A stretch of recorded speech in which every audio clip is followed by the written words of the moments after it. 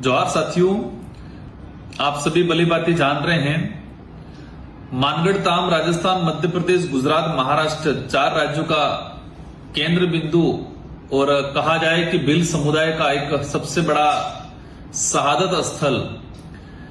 कल भारत सरकार ने लोकसभा में जवाब दिया और उस जवाब में मानगढ़ धाम को एक तरीके से तिरस्कार करने का काम किया। उन शहीदों को अपमानित किया जो 1913 में गोविंद गुरु के नेतृत्व में अंग्रेजों और राजा रजवाड़ों के खिलाफ आजादी का बिगुल बजाया था और बिलराज कायम करने, अलग बिलराज की जो मांग की गई थी, उस मांग में शहीद हुए 1500 से अधिक भील आदिवासी समुदाय को अपमानित करने का काम किया है भाजपा सरकार ने। लोकसभा का जो क्वेश्चन लगा था हनुमान जी का, उसमें रिप्लाई आया। इससे पूर्व एक बार मेरे भी क्वेश्चन पे यही जवाब इस तरह से दिया गया था कि मानगढ़ धाम को महत्वपूर्ण नहीं मान रहे हैं। वो कह रहे हैं कि इसको राष्ट्रीय गौरव या राष्ट्रीय लेवल का दर्जा, राष्ट्रीय लेवल पे सम्मानित करने की बात नहीं कर रहे हैं। लेकिन कल जो जवाब दिया उसमें लिखा गया कि मानगढ़ धाम प्रमाणित और अखंडता बनाए हुए नहीं रखता है। मतलब भाजपा सरकार कह रही है कि मानगढ़ धाम का कोई पौराणिक इतिहास नहीं है, प्रामाणिकता नहीं है, कह रही है कि अखंडता की जैसी कोई बात नहीं है, उनको बनाए नहीं रखती, इसलिए मानगढ़ धाम को राष्ट्रीय धरोहर का दर्जा, राष्ट्रीय स्मारक का दर्जा नहीं दे सकते। जिस तरीके से लोकसभा में जवाब आया, उनको प्रमाण चाहिए। 1500 से अधिक भील आदिवासी समुदायों का खून बहा, एक ही दिन में शहादत हुई, उस शहादत का प्रमाण मांग रही है भाजपा सरकार।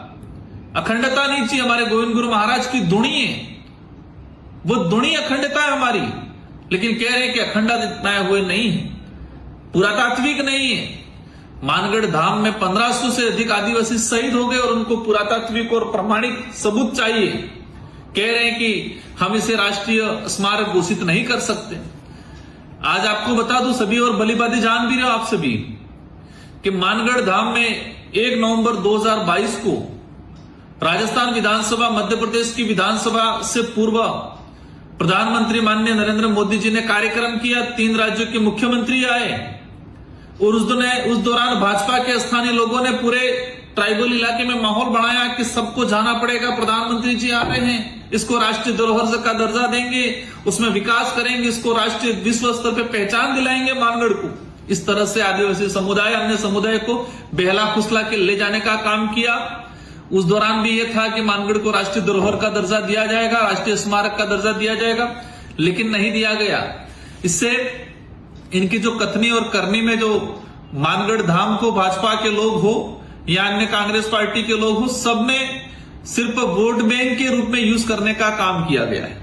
हमने देखा है कि जब भी चुनाव आते हैं, लोकसभा चुनाव से पहले महामहिम राष्ट्रपति महोदय को भेजा, अच्छी बात, हम स्वागत करते हैं, लेकिन सिर्फ आदिवासी बाहुल्य क्षेत्र को वोट बैंक के रूप में यूज किया।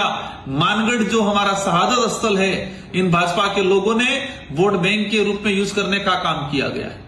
आज जिस तरह से पार्लियामेंट में क्वेश्चन का रिप्लाई दिया है, वो रिप्लाई ही नहीं, इन 1500 शहीद जो भील गणवीर थे उनको अपमानित करने का काम किया है।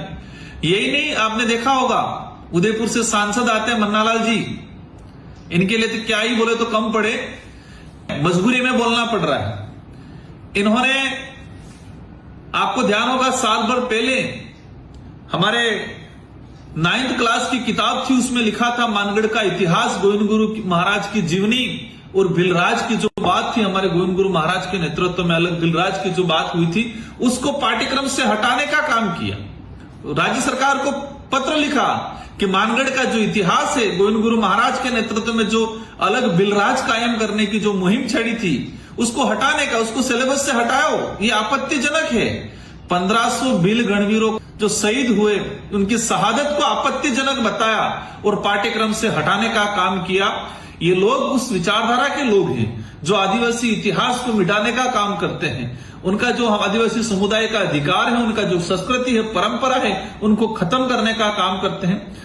कोई दिक्कत नहीं, सरकार ने जवाब दे दिया है लोकसभा से, लेकिन जनता वोट देगी धरातल से और समय आने पे उसका जवाब आपको भी मिलेगा। आप में आदिवासी बाहुल्य क्षेत्र, 3 राज्यों के आदिवासी सहित उस इलाके में रहने वाले अन्य वर्ग जो मानगढ़ के प्रति एक आस्था रखते हैं, उन सबको अपमानित करने का काम किया है जवाब देके। लेकिन ये जनता भी आपको आने वाले समय में जवाब देगी। हम चाहेंगे कि बीजेपी के लोग माफी मांगे इस बात को लेके।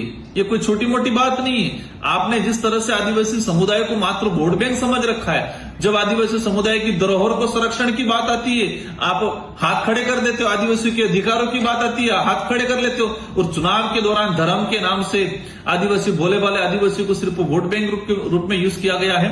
भारत आदिवासी पार्टी केंद्र सरकार के द्वारा जो जवाब आया है उसका जोर तरीके से कड़ा विरोध करती है, और समय आने पर उस इलाके में बड़ा आंदोलन होगा और बिलराज की जो मांग थी, बिलराज का जो सपना था, उसको पूरा करने में भारत आदिवासी पार्टी पुरजोर तरीके से दमखम लगा के जन जागृति के साथ, जनता के साथ सरकार को मजबूर करेगी और सरकार को बनाना पड़ेगा। जय जवान।